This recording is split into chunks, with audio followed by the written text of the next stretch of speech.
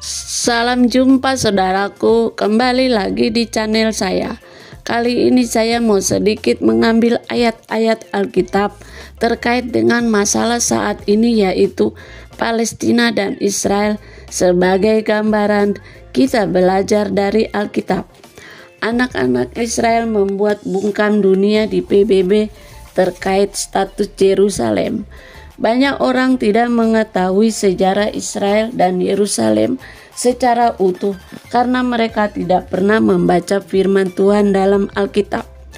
Anak-anak Israel merasa terusik dengan adanya reaksi masyarakat dunia yang berlebihan terhadap pidato Presiden Amerika Serikat Donald Trump yang menegaskan kembali bahwa Yerusalem merupakan ibu kota abadi Israel. Padahal tanpa adanya pidato Trump itu pun, Yerusalem pada dasarnya sudah menjadi ibu kota Israel sejak lebih dari 3.000 tahun silam. Tapi untuk menanggapi reaksi keliru yang disertai dengan aksi demo, bahkan hingga sidang darurat di DKPBB tersebut, anak-anak Israel menantang seluruh dunia lewat forum PBB untuk menunjukkan bukti-bukti sebagai argumen masing-masing. Ternyata setelah mendengar tantangan tersebut, semua perwakilan dunia di PBB terdiam dan bungkam 1000 bahasa, sebab mereka tidak mampu menunjukkan bukti apa-apa untuk memperkuat dalih penolakan tersebut.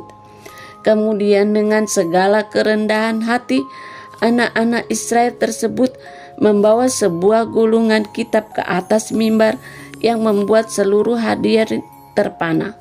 Mereka tidak pernah melihat benda seperti itu sebelumnya, yang ternyata adalah gulungan kitab para nabi Israel yang disebut juga dengan Talmud, yang di dalamnya terdapat kitab Taurat Nabi Musa dan kitab para nabi-nabi Israel lainnya. Kitab tersebut sama juga dengan kitab perjanjian lama dalam Alkitab. Demi menghormati kesucian dan kesakralan kitab tersebut, si anak itu mengajak semua hadirin untuk berdoa terlebih dahulu, yang ia pimpin sendiri dalam bahasa Ibrani, yaitu bahasa asli Alkitab. Setelah mencuci tangan dan membersihkan hati dan pikiran, sang anak tersebut membuka gulungan kitab itu secara perlahan sambil tak henti-henti memuji kebesaran Tuhan. Lalu ia mendengarkan dengan amat keras ke semua hadirin bagaimana kitab suci para nabi menyatakan dengan amat tegas bahwa Yerusalem merupakan milik Israel sejak lebih dari 3.000 tahun silam, jauh sebelum lahirnya agama Hindu, Buddha atau Islam maupun Konghucu. Beginilah bunyi firman Tuhan dalam kitab sucinya. 1. Yerusalem merupakan pusat pemerintah Israel di bawah kepemimpinan Raja Daud. Tertulis dalam kitab 1 Raja-Raja 2 ayat 11 bunyinya, dan Daud memerintah orang Israel selama 40 tahun. Di Hebron ia memerintah 7 tahun dan di Yerusalem ia memerintah 33 tahun. Pemerintahan Raja Daud atas Israel diteruskan oleh anaknya, yaitu Salomo, dan tetap berpusat di Yerusalem. 1 Raja-Raja 11 ayat 42 berbunyi seperti berikut. Lamanya Salomo memerintah di Yerusalem atas seluruh Israel ialah 40 tahun. 3. Pemerintah Raja Daud dan Salomo diteruskan oleh cucunya, yaitu Rehabeam. 1 Raja-Raja 14 ayat 21 berbunyi, adapun Rehabeam anak Salomo ia memerintah di Yehuda. Rehabeam berumur 41 tahun pada waktu ia menjadi raja, dan 17 tahun lamanya ia memerintah di Yerusalem, kota yang dipilih Tuhan dari segala suku Israel untuk membuat nama Tuhan hingga di sana. Ayat ini menambah deretan panjang lamanya pemerintahan Israel yang berpusat atau beribu kota di Yerusalem di bawah kepemimpinan Raja Daud 40 tahun ditambah Salomo 40 tahun ditambah Rehabeam 17 tahun, totalnya sudah ada 97 tahun. Apakah berhenti sampai di situ saja? Tentu tidak. Masih ada banyak ayat lain yang membuktikan Yerusalem sebagai ibu kota abadi Israel sejak dahulu kala, sejak zaman purba kala. 1 Tawarik 23 ayat 25 berbunyi, Sebab Daud telah berkata, Tuhan Allah Israel telah mengaruniakan keamanan kepada umatnya, dan ia diam di Yerusalem sampai selama-lamanya. 4. Yerusalem sebagai pusat pangkalan militer Israel. 1 Tawarik 28 ayat 1 berbunyi, Daud mengumpulkan di Yerusalem segala pembesar Israel, yakni para kepala suku, para pemimpin rombongan, orang-orang yang melayani raja, para kepala pasukan 1000 dan kepala pasukan 100, serta para kepala harta benda dan ternak kepunyaan raja dan anak-anaknya. Bersama-sama mereka juga para pegawai istana dan para perwira dan semua pahlawan yang gagah perkasa. 5. Yerusalem sebagai kota suci dan pusat peribadatan Israel.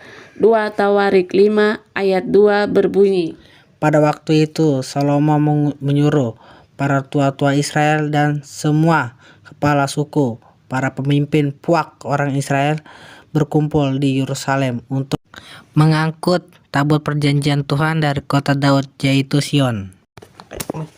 Tuhan sendiri yang menetapkan Yerusalem sebagai pusat dan kota suci Israel. 2 Tawarik 6 ayat 6 berbunyi, Tetapi kemudian aku memilih Yerusalem sebagai tempat kediaman namaku dan memilih Daud untuk berkuasa atas umatku Israel. 7. Yerusalem sebagai pusat penyembahan Israel sejak zaman nenek moyang mereka. 2 Tawarik 11 ayat 16 berbunyi, Dari segenap suku Israel orang datang ke Yerusalem mengikuti orang-orang Lewi itu, yakni orang yang telah membulatkan hatinya untuk mencari Tuhan Allah Israel. Dan mereka datang untuk mempersembahkan korban kepada Tuhan Allah nenek moyang mereka. Masih sangat banyak ayat-ayat Alkitab lainnya yang menunjukkan bagaimana Tuhan sendiri yang menetapkan Yerusalem sebagai ibu kota Israel sekaligus menjadi kota suci. Bahkan juga dijelaskan bahwa Yerusalem adalah pusat militer Israel sejak zaman purbakala, jauh sebelum manusia di muka bumi ini mengenal agama seperti yang kita lihat sekarang. Setelah mendengar pembacaan semua ayat itu, semua delegasi tiap-tiap negara di PBB saat itu menjadi tertunduk malu dan tidak mampu menyangkalnya. Bahkan sebagai utusan yang hadir tampak menangis dengan haru karena menyadari kesalahannya selama ini bertindak keliru terhadap Israel dengan membencinya tanpa mengetahui fakta sejarah tentang hubungannya dengan Yerusalem yang sangat begitu erat sejak sekian lama dan bahkan tercatat dalam kitab suci. Kesadaran itu pula yang dengan seketika bisa meredam semua gejolak yang sempat timbul di saat adanya pidato Trump soal Yerusalem. Kini seluruh dunia tersadar bahwa Yerusalem memang terbukti sudah menjadi ibu kota Israel sejak lebih dari 3.000 tahun silam. Bukan sejak adanya pidato Trump saja. Dan semuanya tertulis dengan amat jelas dalam kitab suci Alkitab. Mereka juga menyadari bahwa menolak fakta itu sama saja dengan menolak firman Tuhan dan kitab para nabi yang sebenarnya. Demikianlah harapan besar kami, semoga cepat terselesaikan.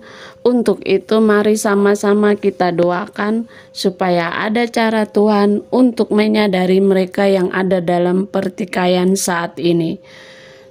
Yesua HaMasiah memberkati kita semua. Terima kasih. Shalom.